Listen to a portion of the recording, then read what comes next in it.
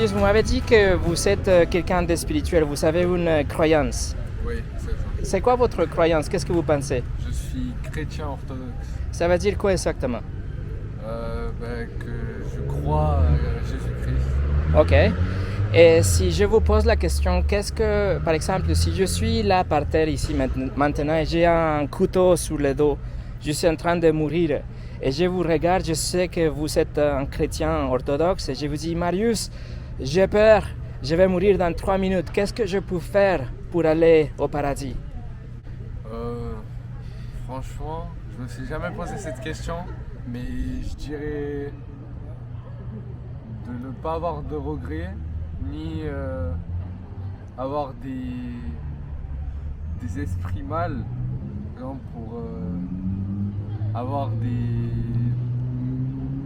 des regrets, et avoir des pensées négatives. Il faut être toujours positif et de se dire... Mais je ne peux pas être positif, je suis en train de mourir, j'ai un couteau dans mon dos et j'ai que des pensées négatives.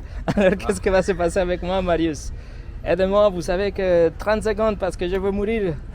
C'est de croire que vous allez peut-être mourir, mais vous allez partir dans un monde meilleur. Ok. Peut-être.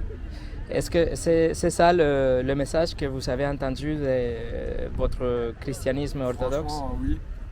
Okay. Après cette vie, il y a une autre vie encore plus belle, en paix, sans problème. Le paradis, on va dire. Ouais, donc, voilà, je suis d'accord avec vous que Dieu existe d'ailleurs, numéro 1. Et numéro 2, il y aura quelque chose après, non? Il y aura un paradis, un monde meilleur, comme vous l'appelez, mais il y aura aussi un endroit pour les méchants, non? Oui, l'enfer. C'est oui. Possible. Moi, je pense que c'est possible parce que si Dieu est bon et Dieu est juste, il doit juger les bonnes personnes récompensées avec le paradis et les mauvais, il doit le punir, non?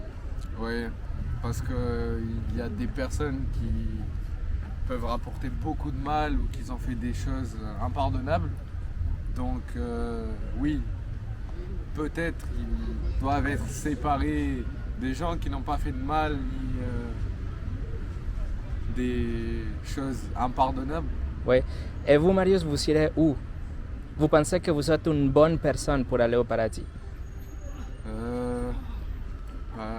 J'espère que j'irai au paradis. Et pour l'instant, je n'ai pas fait de mal. J'ai pas. Vous êtes une bonne personne, c'est ça? J'espère que les autres pensent la même chose que moi. Okay. Mais, mais qu'est-ce que Dieu pense par rapport à vous? J'ai un simple test. C'est très facile de voir qu'est-ce qui va se passer avec nous. Vous avez entendu parler de 10 commandements? Non. Les 10 commandements, non? Dieu a donné les 10 commandements, les choses qu'il ne faut pas faire. Par exemple, il ne faut pas mentir, il ne faut pas voler, il ne faut pas tuer. Vous avez entendu ça? Ok. Donc le 9e dit qu'il ne faut pas mentir. Vous avez jamais menti dans votre vie? Si, j'ai déjà menti. Ok. Vous avez jamais volé? Ça, c'est le 8e commandement. Oui, non. Vous avez jamais volé? Vous êtes en train de mentir là maintenant? Non, vous êtes sûr? Vous avez jamais téléchargé la musique sans payer? Vous n'avez jamais regardé des vidéos sans payer? Vous avez jamais pris le stylo de bureau des docteurs? Non, ça, c'est des vols. Peut-être ça c'est pas peut-être c'est arrivé, mais okay. Pour l'instant... Pas que vous vous rappelez. Voilà. Ok. Jésus a dit que si on déteste une personne, si on a la haine vers quelqu'un, un professeur, un politicien, un petit ami, je ne sais pas, c'est comme si on a déjà tué la personne dans notre cœur. Donc le 6e commandement qui nous dit qu'il ne faut pas tuer. Vous avez jamais eu la haine vers quelqu'un? Franchement, non, et je trouve pas pourquoi j'aurais la haine, même si c'est une vraie émotion que tout le monde peut avoir, que peut-être c'est humain. Mais moi, je trouve, si on est énervé contre quelqu'un, peut-être qu'il y a une raison derrière. Mais après, moi, je me dis, je me prends pas la tête et ça en vaut pas le coup.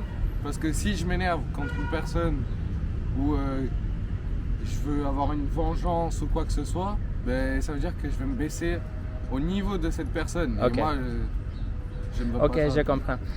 Jésus a dit aussi que si on regarde quelqu'un avec le désir charnel dans notre cœur, dans notre imagination, c'est comme si on a déjà commis l'adultère avec cette personne.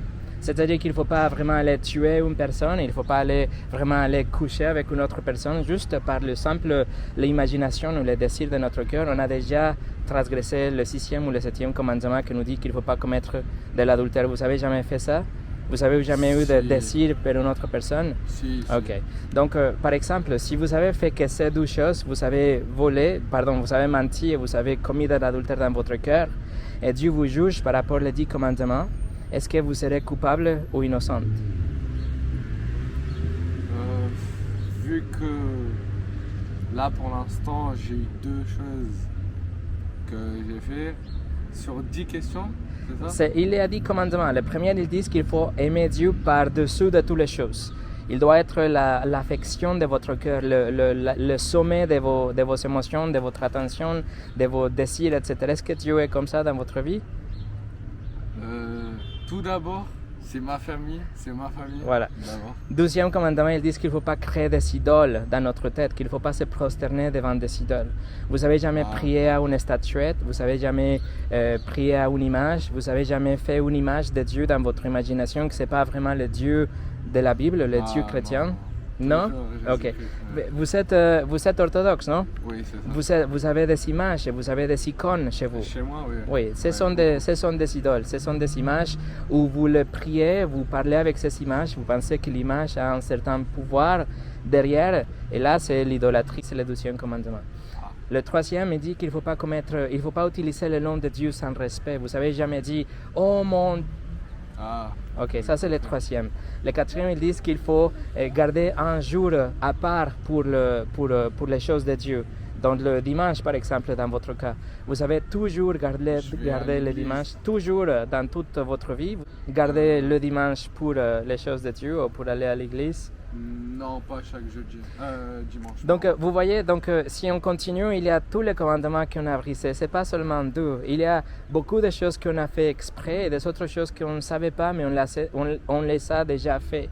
Et donc, pour vous dire la vérité, si vous êtes une bonne personne, pour moi, vous êtes super gentil, vous souriez, vous êtes ici gentil et tout, mais devant les yeux de Dieu, les standards de Dieu, nous ne sommes pas vraiment, parce que nous avons violé les commandements de Dieu, nous avons transgressé la loi. Donc, s'il est juste, il doit nous envoyer en enfer, il doit nous punir comme les juges de Cannes ou les juges de Nice, que vous trouvez coupable pour avoir fait quelque chose, il doit vous envoyer en prison. Vous êtes d'accord?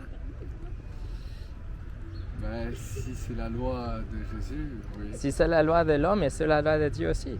Donc nous avons tous un grand problème, parce que si ça nous arrive, il est obligé à nous punir. Dieu est riche en miséricorde, et en lieu de nous envoyer en enfer à nous, qu'on le désire, on le mérite, il a puni Jésus sur la croix pour nos péchés.